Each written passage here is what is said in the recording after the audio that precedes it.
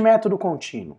Será que realmente eu consigo utilizar os métodos de alta intensidade comparado com os métodos contínuos para potencializar o gasto calórico? Sou o professor Alexandre Evangelista e eu vou mostrar isso nesse vídeo para você. Primeiramente, vamos entender o que é o HIIT. O HIIT é o treinamento intervalado de alta intensidade. O que é o SIT? É o primo pobre do HIIT, quase ninguém conhece, que é o Sprint Interval Training. São estímulos de maior intensidade e menor duração quando comparados ao HIIT. O método contínuo todos conhecem. E o EPOC é o consumo de oxigênio pós-exercício. O EPOC, ele trabalha com o conceito de que você, após o exercício, continua com o consumo de oxigênio elevado. Isso vai gerar, por consequência, um maior gasto calórico, mesmo depois que o exercício acabou. Então, ou seja, terminou o exercício, você continua consumindo oxigênio, consumo de oxigênio elevado, e você continua gastando caloria. Vamos dar uma olhadinha em um estudo bem interessante, que é a Head of Print, é um estudo que foi publicado, foi aceito, mas ainda não foi publicado, do pessoal lá da Universidade do Arizona, estudo de Tucker e colaboradores, excesso de oxigênio, consumo de oxigênio pós-exercício intervalado e sprint interval exercise, comparado com o Continuous Steady State Exercise. Vamos dar uma olhadinha na metodologia. 10 indivíduos recreacionalmente ativos, eles foram submetidos a 3 situações, na verdade 4 situações, porque teve o controle, distintas aí, separadas por 72 horas.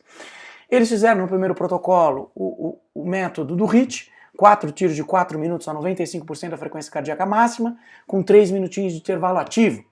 Eles, no total, 25 minutos de exercício. Teve o protocolo SIT, que foram 6 tiros de 30 segundos no engage, na intensidade ao out, ou seja, veja Jesus, de tão intenso que é o estímulo, em todos os estímulos, com 4 minutinhos de pausa ativa, 23 minutos total de exercício. E o outro protocolo, o Steady State, 30 minutos correndo a 80% da frequência cardíaca máxima, 30 minutos de exercício. As pausas ativas que vocês veem aí, elas foram realizadas a 60% da frequência cardíaca máxima. Eles analisaram então o consumo de oxigênio pós-exercício e analisaram também o gasto energético, para ver qual metodologia aí era mais interessante. E claro, todos os protocolos foram feitos na bike. Vamos dar uma olhadinha? Então, a primeira figura, você tem o consumo de oxigênio em litros. E aqui você tem os minutos. Então, você tem o controle, que é o quadrado, você tem o Steady State Exercise, você tem o HIIT e você tem o SIT, traduzindo aí para as nossas siglas em português. Então, o tempo, não é? E você tem aqui o EPOC até 180 minutos depois.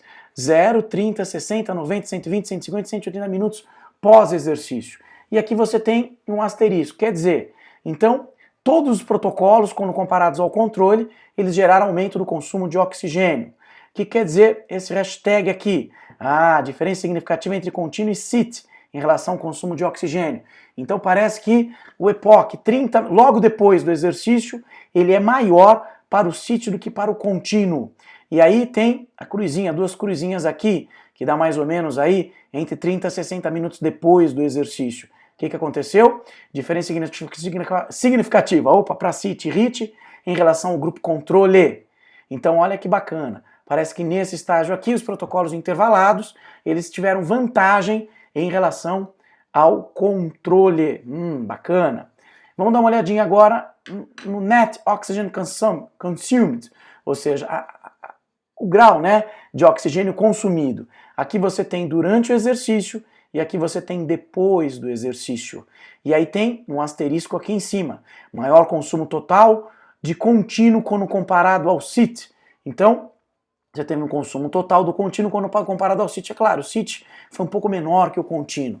E aí você tem os hashtags aqui em relação ao exercício, tanto no Steady State Exercise quanto no HIIT. E o que acontece? O que é esse hashtag?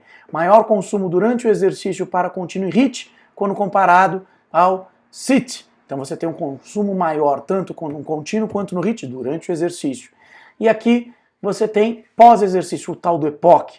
Maior EPOC, 3 horas após término do exercício para SIT, quando comparado com o método contínuo. Então tá aí, parece que cada um tem a sua característica, né, e você pode fazer as análises que você achar interessante. Mas parece que no exercício, o contínuo e o HIIT, eles têm um consumo maior. Pós-exercício, o SIT tem um consumo maior. E durante o exercício, o CIT tem um consumo menor de oxigênio. Bom, vamos ao que interessa. Vamos ver a oxidação de gordura? Então eles viram aqui até 60 e 120 minutos pós-exercício, e aqui 120 e 180 minutos pós-exercício. Você tem um grupo controle, o Steady State Exercise, o contínuo, o HIIT e o CIT. E aqui tem os asteriscos. Parece que o único que foi diferente em relação ao controle foi o CIT. Parece que a oxidação de gordura durante o CIT foi maior. Mas, no geral, não houve lá tanta diferença entre os protocolos intervalados. Moral da história? Não existe o melhor método, existe o método adaptado, existe o método que o aluno mais gosta de fazer. Mas parece, mais uma vez, que os métodos intervalados, eles são um pouquinho mais promissores em relação à oxidação de gordura, pelo menos no período do EPOC, e em relação ao consumo de oxigênio pós-exercício e elevação desse próprio EPOC. Então, fica aí a dica para você, mais um estudo bacana, estou um pouco sem voz, mas a boa vontade no coração continua. E eu queria agradecer a você mais um vídeo. Assistiu esse vídeo? Dá um curtir aí na minha fanpage, compartilha com os amigos, divide conhecimento, é muito bacana. Manda e-mail, entre em contato, se quiser mais vídeos. Me adiciona lá no Instagram, hipertrofia_total também, ok? Acesse lá também www.hipertrofiatotal.com.br para receber mais dicas sobre hipertrofia. Um grande abraço e até o próximo vídeo, com a voz melhor dessa vez.